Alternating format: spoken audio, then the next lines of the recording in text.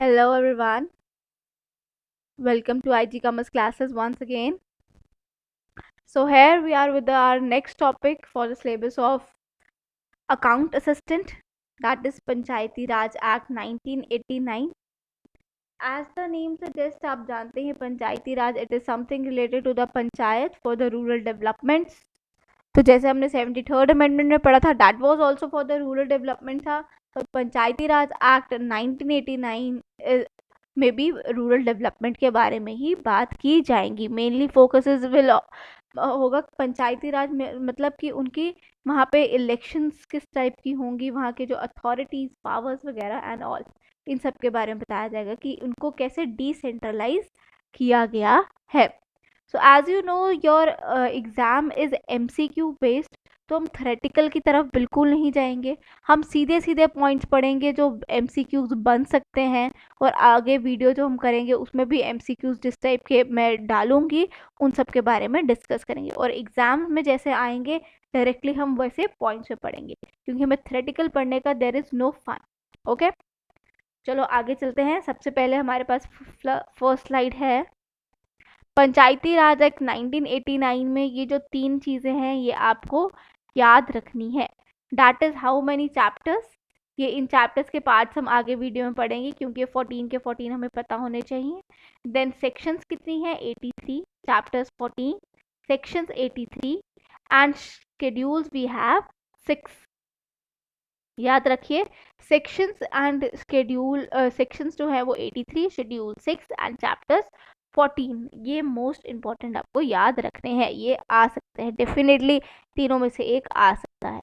सो आगे हम चलते हैं. हमारे पास जो हमें मेन चीज़ याद रखनी है, जो पंचायती राज तो था, that was first introduced in 1935, and during 1935 किसने किया था? महाराजा हरि सिंह इन. तो पता है आपको, जो Maharaja Hari Singh was the prominent ruler of J&K. मैं यहाँ पे हाईलाइट कर देती हूँ. अगर क्वेश्चन आए हुआ फर्स्ट इंट्रोड्यूस किसने किया है, तो आंसर वुड बी महाराजा हरि सिंह इन 1935.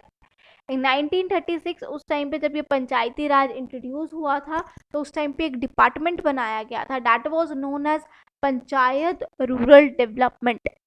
उस डिपार्टमेंट को क्या बोला गया था? Department of panchayat and rural development, because panchayat is for rural development only. Sorry, the rural के स्पेलिंग गलत है, मेक इट करेक्ट. RURAL होते हैं.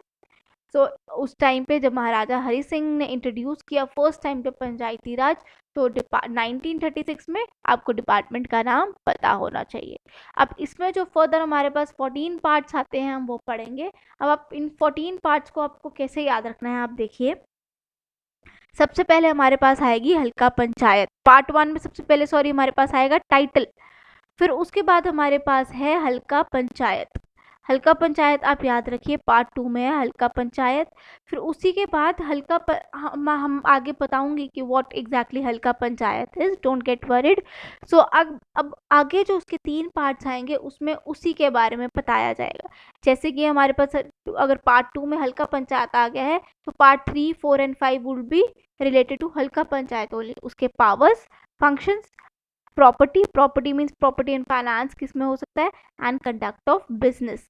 ये तीनों आपको याद रखने हैं, that is related to Halqa panchayat. फिर जब 6 पार्ट आ जाएगा हमारे पास, आ जाएगा, फिर आ जाएगा, हमें पता है जब वेरियस विलेजेस का जो ग्रुप है उसको हम क्या बोलते हैं? ब्लॉक बनाते हैं वो. तो अब ब्लॉक डेवलपमेंट काउंसिल बन गया. अब आगे जो उसके पार्ट्स आएंगे वो क्या आएंगे? Powers, property and conduct of business. इसमें भी आगे वो 3 वो आ गए. फिर 10th में हमारे पास जाएगा होल्डिंग ऑफ इलेक्शंस. ये आपको याद रखना है इसका एक्स्ट्रा. फिर अब 11th में हमें पता है, अब वेरियस ब्लॉक्स जो हैं वो क्या बनाते हैं? वो बनाते हैं हमारे पास डिस्ट्रिक्ट. तो हमारे पास जो नेक्स्ट हमारे पास जो अथॉरिटी बनेगी, डैट वुड बी पार्ट 11 में district planning and development board. District planning and development board बनेगी, तो आगे उसमें क्या बताया जाएगा? पावर, उसकी फंक्शन, फाइनेंस, फिर panchayati adalat and miscellaneous laws. Miscellaneous laws मतलब कि व्हाट, मतलब क्या एथिक है और क्या नहीं है, ये सब इसमें बताया जाएगा. तो मेन चीज़ आपको याद रखनी है, जो मेन इसमें पार्ट्स आते हैं, that is part 2, part 6 and part 11. Part 2 talk about हल्का पंचायत, वो भी मैं बताऊंगी. Part 6 talk about block development council. Block is consist of various villages. Then if we talk about part 11 talk about district planning and development board. आगे चलते हैं. हमारे पास come into existence in 1989. अब पता है कि ये जो हमारे पास पंचायती राज सिस्टम है, it comes into existence in 1989. उसके साथ ही लिखा हुआ टाइटल के साथ हमारे सिलेबस में. और divided into 3 tier of the decentralisation. इसका मेन एम जो था वो डिसेंट्रलाइजेशन ही था. Decentralisation means that power should not only to the centre only.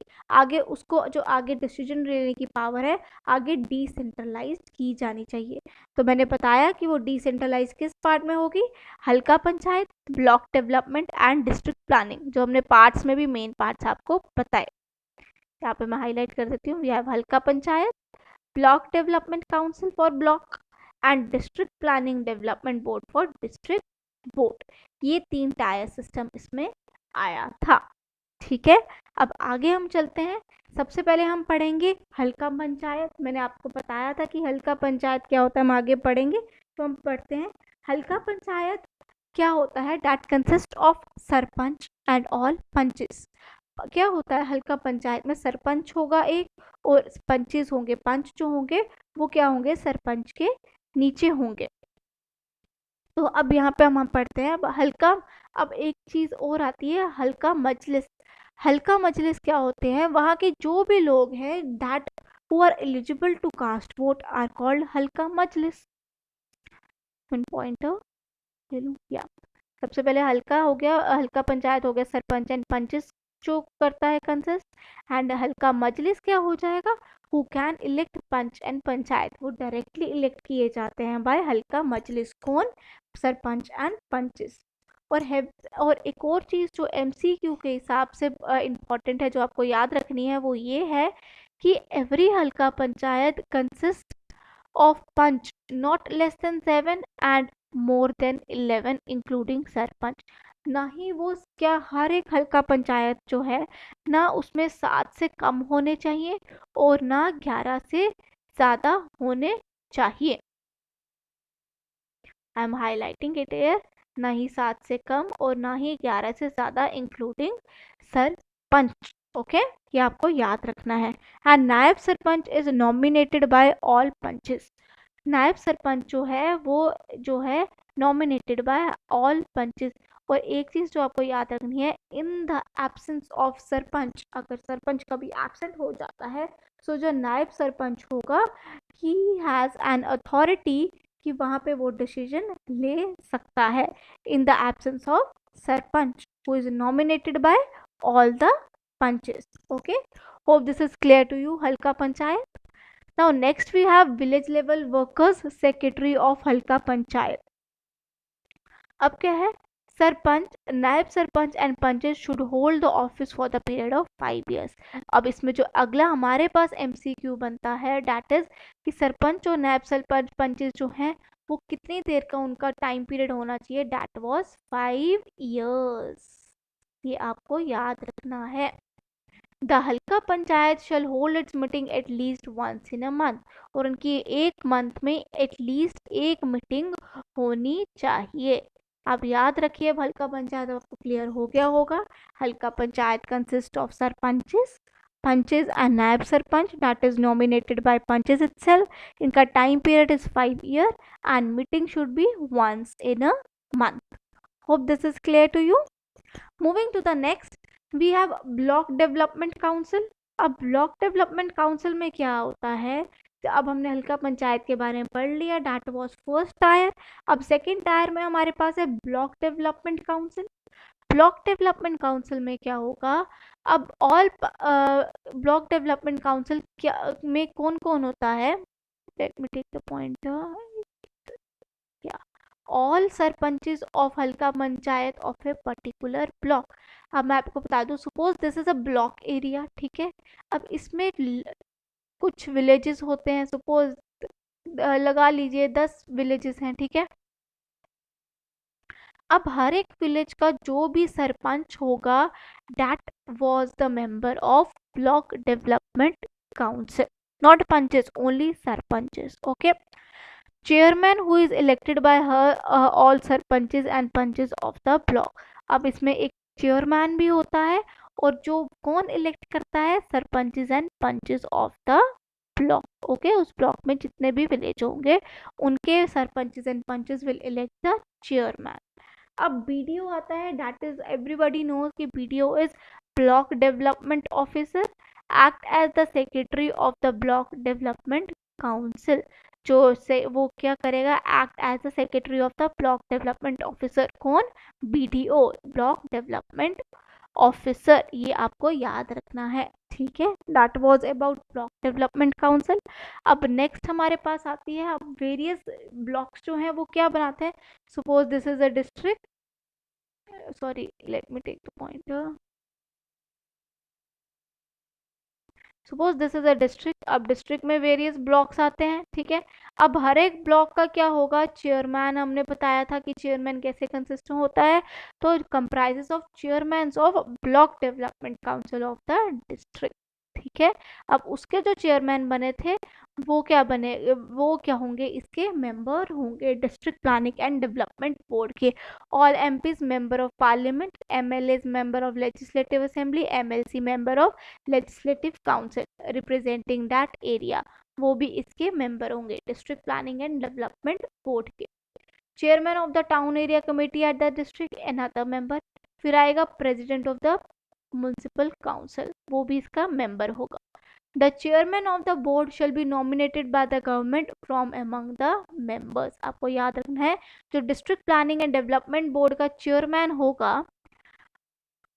that shall be nominated by government from among the members. ठीक है, ये आपको याद रखना है. इसके लिए इसका चेयरमैन जो होगा नॉमिनेटेड बाय whom.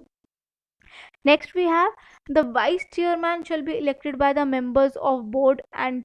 अब मेंबर्स ऑफ बोर्ड हमने ऊपर पढ़े कौन कौन है. अब वाइस चेयरमैन ये सब मेंबर्स इलेक्ट करेंगे. The deputy commissioner of the district shall be the chief executive and district planning development of the district planning development board. अब डिप्टी कमिश्नर जो है वो क्या, अब shall be the chief executive. जो डिप्टी कमिश्नर होगा उस डिस्ट्रिक्ट का वो क्या होगा, चीफ एग्जीक्यूटिव होगा किसका, डिस्ट्रिक्ट प्लानिंग डेवलपमेंट बोर्ड का. याद रखें आप, जो डिप्टी कमिश्नर है, जो डीसी होता है उस डिस्ट्रिक्ट का जो होगा, that will act as the chief executive of the district planning and development board. Hope this is clear to you. अब आगे चलते हैं हमारे पास. अब Panchayati Raj act was also amended in 2004. तो उसमें क्या अमेंडमेंट आई थी, the panch seat shall be reserved for SC and ST in Halqa Panchayat. Halqa Panchayat में शेड्यूल कास्ट और शेड्यूल ट्राइब्स की सीट्स रिजर्व होनी चाहिए.